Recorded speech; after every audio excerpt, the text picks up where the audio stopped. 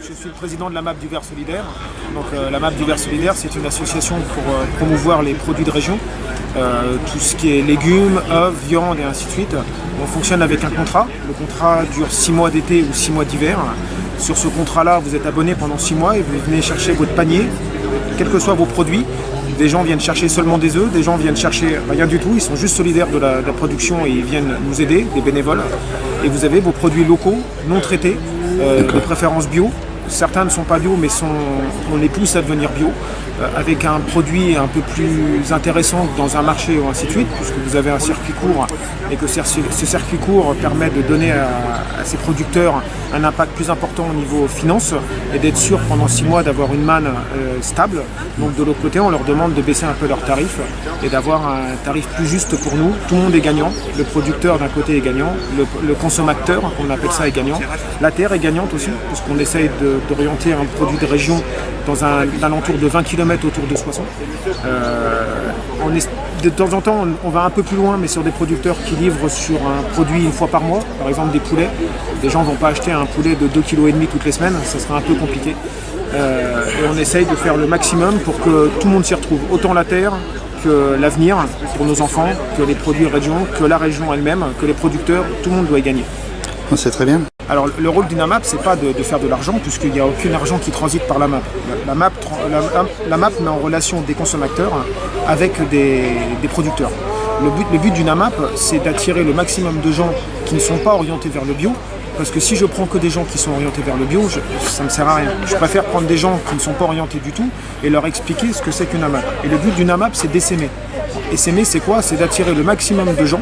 Donc un producteur va nous donner au début d'année le maximum de consommateurs qu'il peut prendre. Dans une AMAP, il y a des gens, des petits producteurs qui vont prendre 30 à 40 personnes, et familles plutôt, et des producteurs qui vont en prendre jusqu'à 200.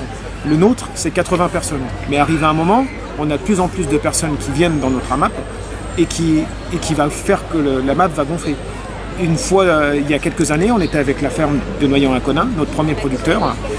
Notre AMAP est monté presque à 140 familles. Donc arrivé à un moment, on part du principe que autant faire une deuxième AMAP. Donc on scinde l'AMAP en deux. Elle part de son côté, le producteur, avec une partie des adhérents qui veut rester avec ce producteur-là. L'AMAP prend un deuxième producteur qui l'inclut dans son AMAP. C'est ce qu'on appelle essaimer. On crée 2 AMAP distinctes et on recommence la solution. Ces 2 AMAP-là vont gonfler. Et ainsi de suite, comme un effet de pyramide et de domino. Ces 2 AMAP vont gonfler, elles vont se scinder en 2, elles vont recréer une autre AMAP individuellement chacun, qui vont reprendre d'autres producteurs de région, et ainsi de suite. C'est le but d'une AMAP, c'est de gonfler le maximum pour qu'arrive un moment, on puisse recréer une deuxième AMAP, reparler des autres AMAP, faire des liaisons entre AMAP pour pouvoir s'entraider et ainsi de suite, et continuer à attirer le plus de producteurs locaux et le plus d'adhérents locaux.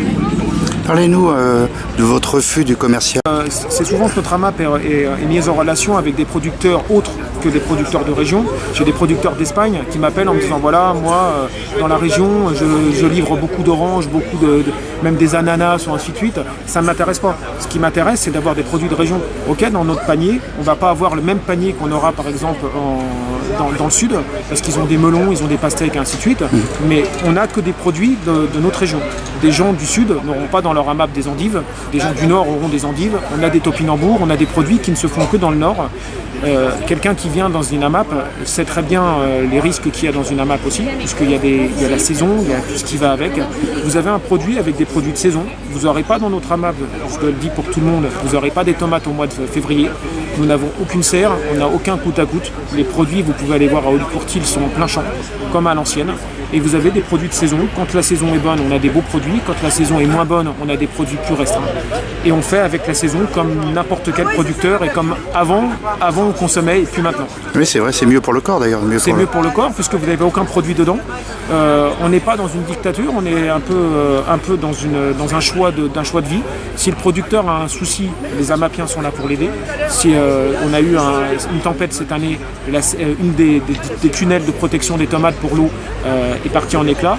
Tous les AMAPiens sont venus pour l'aider à remonter le tunnel. C'est ça aussi la solidarité, c'est pour ça qu'on s'appelle l'AMAP du Vert Solidaire. Et derrière, vous avez des produits qui sont non traités. Et s'il y arrive un risque d'avoir une perte de production, c'est à nous de savoir si le risque de perte de la production est plus important que le risque de traiter. Et de savoir, on discute tous entre nous, savoir si on veut traiter la terre ou pas. Jusqu'à présent, ça ne nous est jamais arrivé. de perdre une production, mais on préférait perdre la production et pas avoir ce produit-là que d'avoir un produit qui soit traité et qui impacte la terre elle-même. Et parlez-nous de la dérive des AMAP sur un peu commercial, disons. Oui. Ah oui, la dérive des AMAP arrive souvent. Les AMAP, c'est que certaines personnes se font passer pour une AMAP avec des produits qui ne sont pas obligatoirement venant local. On a déjà trouvé des gens qui se livrent sur Rungis, on le voit très bien avec les produits qu'il y a. En faisant par exemple rémunérer les producteurs, ça veut dire que nous, dans notre AMAP, le producteur baisse sa production, mais il n'y a rien qui rentre dans notre AMAP. Ça veut dire qu'il n'y a aucun argent. D'autres soi-disant AMAP se font passer pour une AMAP en attirant le passant et en disant au producteur, moi je te ramène des gens et en contrepartie tu me rémunères à 10, 20 ou 30%. Automatiquement, les adhérents pensent être dans une AMAP parce qu'il y a des produits de région qui ne sont pas souvent des produits de région et payent plus cher son produit que s'ils allaient directement dans un circuit normal de distribution. Et c'est le producteur qui ne gagne pas, ni l'adhérent qui ne gagne pas. Par contre, l'autre personne gagne de l'argent sur la manne des producteurs et des adhérents en se faisant passer pour une AMAP. Ce qu'on pourrait appeler la dérive des AMAP. C'est ce qu'on appelle la dérive des AMAP. Mais dans toute production, à partir d'un moment où l'homme peut gagner un peu d'argent, il essaye de tous les moyens d'essayer de faire croire qu'on est quelque chose. Je vous remercie de votre excellente explication sur la découverte des AMAP. Merci beaucoup. C'est très intéressant. Merci. Si vous êtes monsieur? Je suis Xavier, donc Xavier Hamelin, le président actuel de l'AMAP du Vert solidaire. On est élu tous les 2 ans, donc peut-être que dans 2 ans il y aura un autre président. Et pour l'instant, c'est très démocratique. Voilà, tout à fait. Très bien. Alors, merci beaucoup. Merci beaucoup. Bonne journée.